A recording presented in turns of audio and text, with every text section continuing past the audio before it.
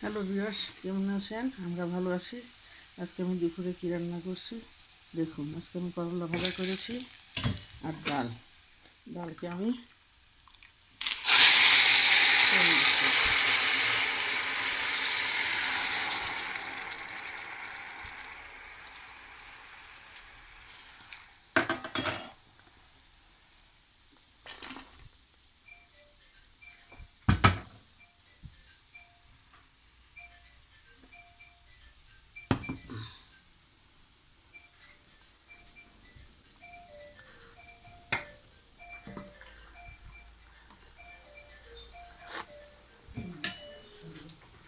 ডাল পাক করেছি, করলা ভাজা করেছি শিঙি মাছ দিয়ে, আর শিম দিয়ে ইলিশ মাছ পাক করেছি।